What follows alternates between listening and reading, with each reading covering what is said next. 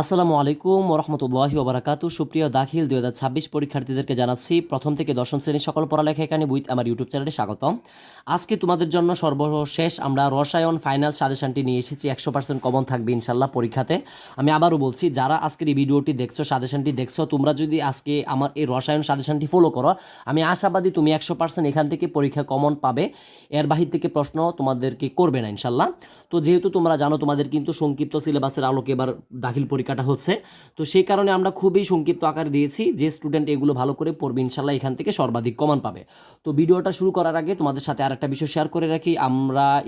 আমরা নিজস্বভাবে একটি সাজেশন তৈরি করেছি। যারা তোমরা আমাদের সাজেশনটি নিতে চাচ্ছ, স্ক্রিনে দেওয়া হোয়াটসঅ্যাপ নাম্বারে আমাদের সাথে যোগাযোগ করতে পারো। শুভেচ্ছা মূল্য মাত্র 150 টাকা নিচ্ছি। টাকাটা বিকাশ অথবা নগদে পেমেন্ট করতে পারো। তো আমরা আর কথা বাড়াতে চাচ্ছি না, দেখো মূল ক্লাসে অর্থাৎ মূল সাজেশনে চলে যাচ্ছি। তোমাদের যেহেতু সংক্ষিপ্ত ঠিক আছে, সংক্ষিপ্ত সিলেবাসে তোমাদের এবারে পরীক্ষাটা হবে। এখানে তোমাদের তৃতীয় অধ্যায় থেকে শুরু হচ্ছে। তো তৃতীয় অধ্যায় থেকে মাত্র 4টা বিষয় আমরা দিয়েছি। এই 4টা বিষয় যদি ভালো করে পড়ো ইনশাল্লাহ এই 4টা বিষয় থেকে তোমরা পরীক্ষায় কমন পাবে। একটা আমার দেওয়া আছে, দেখো, বোর ও রাদারফোর্ড মডেলের তুলনা, সীমাবদ্ধতা, অর্থাৎ বোর ও রাদারফোর্ড মডেলের যে তুলনা এবং সীমাবদ্ধতা আছে, এটা নিয়ে তোমাকে অবশ্যই ভালো করে পড়তে হবে ইনশাল্লাহ। এখান থেকে তোমরা পরীক্ষায় কমন পাবে। এখান থেকে পরীক্ষায় প্রশ্ন থাকার অনেক সম্ভাবনা রয়েছে। তারপরে দেখো 2 নাম্বার, ঠিক আছে, ইলেকট্রন বিন্যাসের ব্যতিক্রম কপার ও ক্রোমিয়াম। কপার ও ক্রোমিয়াম অর্থাৎ CEU ও CR, কিন্তু এটা হচ্ছে কপার আর এটা হচ্ছে ক্রোমিয়াম, ঠিক আছে। অর্থাৎ এই যে ইলেকট্রন বিন্যাসের ব্যতিক্রম কপার ও ক্রোমিয়াম, এই দুইটা বিষয় খুব ভালো করে পড়তে হবে। এখান থেকে থাকার সম্ভাবনা অনেক বেশি। তারপরে দেখো 3 নাম্বারটা, অর্থাৎ এখানে যদি আমরা 3 নাম্বারটা দেখি, এখানে কিন্তু কে দিয়ে দেওয়া, অর্থাৎ কেটা হচ্ছে মূলত সংকেত, আর এটা কিন্তু তোমার ল্যাটিন শব্দ থেকে নেওয়া হয়েছে, কেলিয়াম থেকে। কেটা কিন্তু হচ্ছে পটাশিয়াম, কেটা মানে হচ্ছে কিন্তু পটাশিয়াম। আশা করি এটা অলরেডি তোমরা জানো, যেহেতু সকলে তোমরা সায়েন্সে পড়ো। কে এর অর্থাৎ পটাশিয়ামের 19তম ইলেকট্রনটি থ্রি ডিতে না গিয়ে 4s এর যায় কেন? অর্থাৎ পটাশিয়াম এর 19তম ইলেকট্রনটি 3Dতে না গিয়ে 4s এ যায় কেন? এটা তোমরা একটু ভালো করে ব্যাখ্যা সহকারে বুঝবা, যাতে তোমরা সৃজনশীল আসলে অথবা সংক্ষিপ্ত প্রশ্ন আসলে যাতে আনসার করতে পারো। তারপরে দেখো আমরা তৃতীয় অধ্যায় থেকে সর্বশেষ আরেকটা দিয়েছি, তেজস্ক্রিয় আইসোটোপ, ঠিক আছে, তেজস্ক্রিয় আইসোটোপ ও তাদের ব্যবহার। এই বিষয়টা আছে, এটাও খুব ভালো করে পড়বা ইনশাল্লাহ। তৃতীয় অধ্যায় থেকে যদি সৃজনশীল থাকে ইনশাল্লাহ এইগুলো থেকে থাকবে ইনশাল্লাহ 100%। তৃতীয় অধ্যায় থেকে এগুলো থেকেই সৃজনশীল থাকবে। আশা করি এটা ক্লিয়ার হয়েছে।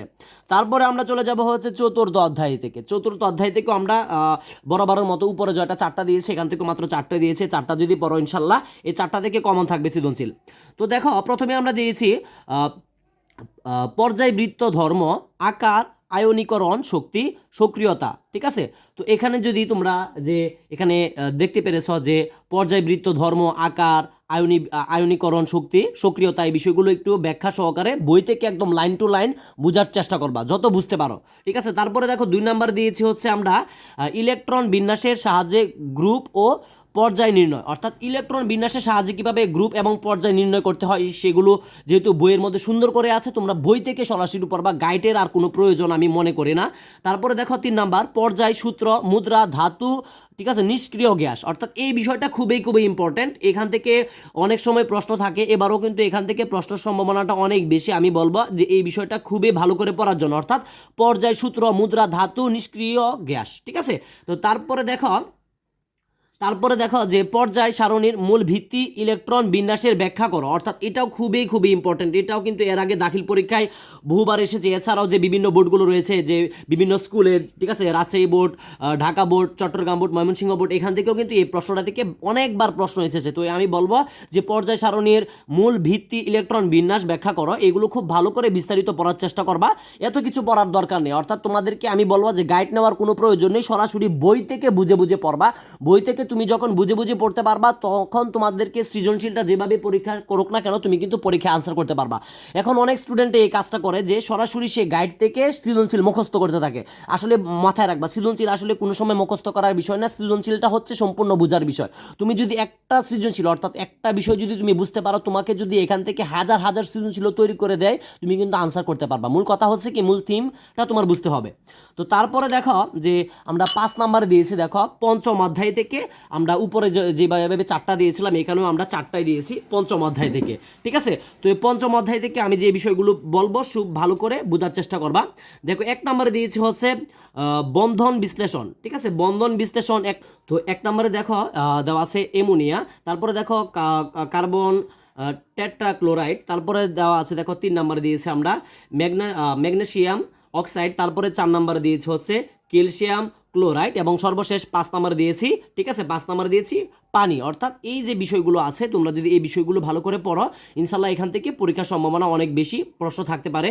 তারপরে 2 নম্বরে দিয়েছে হচ্ছে আয়নিক যৌগের দ্রবণীয়তা, 3 নম্বরে দিয়েছি অষ্টক তত্ত্ব অষ্টক নিয়ম, 4 নম্বরে দিয়েছি আয়নিক ও সমযোজী যৌগের বৈশিষ্ট্য। অর্থাৎ এই পঞ্চম অধ্যায় থেকে যদি তোমরা এই 4টা ভালো করে পড়তে পারো ইনশাল্লাহ এই পঞ্চম অধ্যায় থেকে কিন্তু তোমরা পরীক্ষায় কমন পাবে। ঠিক আছে, তো এখানে হচ্ছে কিন্তু 2 নাম্বারটা এবং 3 নাম্বারটা বেশি ইম্পর্টেন্ট। আমি বলবো যে এই 2 নাম্বারটা এবং 3 নাম্বারটা আগে শিখবা, অর্থাৎ এই 4টাই শিখতে হবে তোমাদেরকে। তবে 4টা শেখার আগে তোমাদেরকে বলবো 2 নাম্বার এবং 3 নাম্বারটা একটু আগে শিখবা। এই 2 নাম্বার এবং 3 নাম্বারটা যদি কমপ্লিট হয় তারপরে এই 1 নাম্বার 4 নাম্বারটা শিখবা। আশা করি ক্লিয়ার হয়েছে। তো অলরেডি আমরা তোমাদের সাথে এই 3য় অধ্যায় থেকে এবং 4র্থ অধ্যায় এবং 5ম অধ্যায় থেকে দিয়েছি। এখন আমরা সরাসরি চলে যাচ্ছি হচ্ছে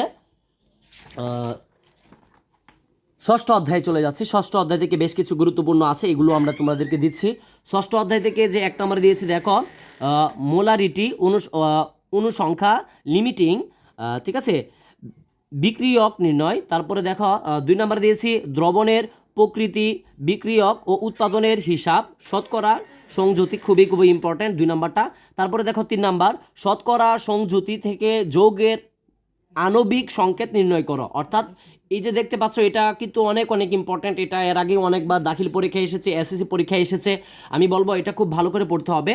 শতকরা সংযুতি থেকে যৌগের আণবিক সংকেত নির্ণয় করো। অর্থাৎ এই যে সংকেতটা, অর্থাৎ তোমার বুঝতে হবে যে শতকরা সংযুতি থেকে তুমি অবশ্যই যৌগের আণবিক সংকেতটা কীভাবে নির্ণয় করতে হয় এটা A to Z যত ভালো করে পারো শিখে নিবা। এগুলো নিয়ে ইউটিউবে অনেক ক্লাস কিন্তু তোমরা পাবে, বিভিন্ন ইউটিউব চ্যানেলে কিন্তু এগুলো নিয়ে ক্লাস নিয়েছে। এগুলো ইউটিউবে সার্চ দিলেই তোমরা খুব ভালো করে এগুলো বুঝতে পারবে। অর্থাৎ তোমার মেন কাজ হচ্ছে এগুলো বুঝতে পারলে তুমি সৃজনশীল আনসার করতে পারবা। তারপরে দেখো সর্বশেষ এখানে 4 নম্বর দিয়েছে রাসায়নিক সমীকরণের সমতাকরণ। রাসায়নিক সমীকরণের সমতাকরণ এটাও ভালো করে শিখবা। অর্থাৎ 6ষ্ঠ অধ্যায় থেকে আমরা যে এখানে 4টি বিষয় দিয়েছি এই 4টি বিষয় খুব ভালো করে শিখতে হবে। তো তারপরে আমরা চলে যাচ্ছি হচ্ছে 7ম অধ্যায় থেকে। আমরা মাত্র এখানে 4টা বিষয় দিয়েছি 7ম অধ্যায় থেকে। এখান থেকে যদি পড়ো এই 4টা থেকে ইনশাল্লাহ পরীক্ষা সৃজনশীল কমন থাকবে। একটা আমরা দিয়েছি দেখো জারণ বিজারণের নিয়ম, তা 2 নম্বরে দিয়েছি শাতেলিয়ার নীতি প্লাস ব্যাখ্যা।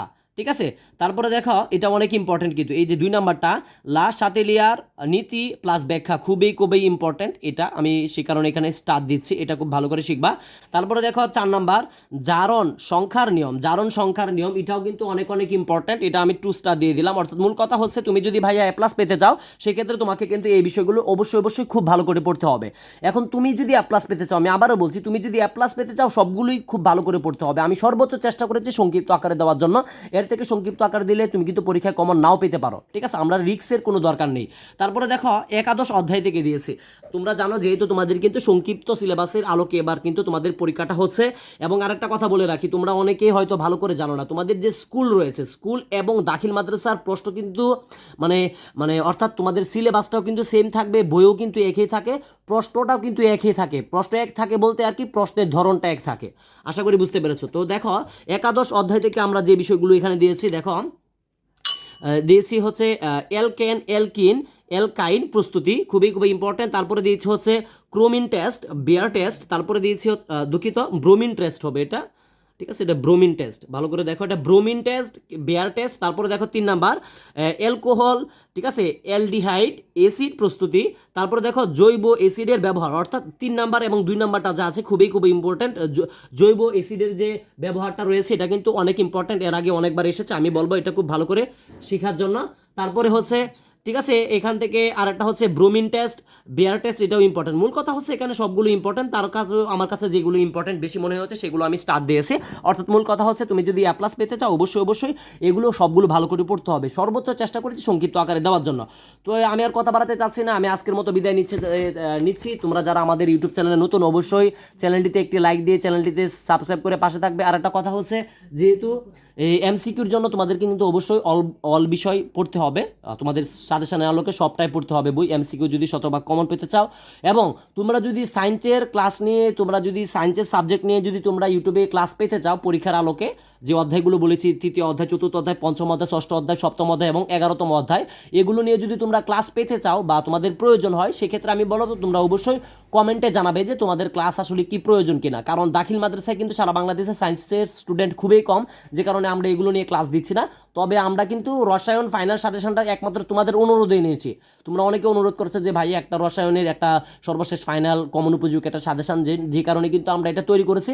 এখন যদি তোমরা কমেন্টে লিখো যে আমাদের রসায়ন, অর্থাৎ রসায়ন, পদার্থ, জীববিজ্ঞান, উচ্চতর গণিত নিয়ে আমাদের ক্লাস প্রয়োজন, সেক্ষেত্রে অবশ্যই তোমাদেরকে কমেন্টে লিখতে হবে। তো আমি আর কথা বাড়াতে চাচ্ছি না, আজকের মতো বিদায় নিচ্ছি। প্রথম থেকে দশম শ্রেণী সকল পড়ালেখা এখানে উইথ আমার ইউটিউব চ্যানেলে পাশে থাকো। আসসালামু আলাইকুম ওয়া রাহমাতুল্লাহি ওয়া বারাকাতুহু।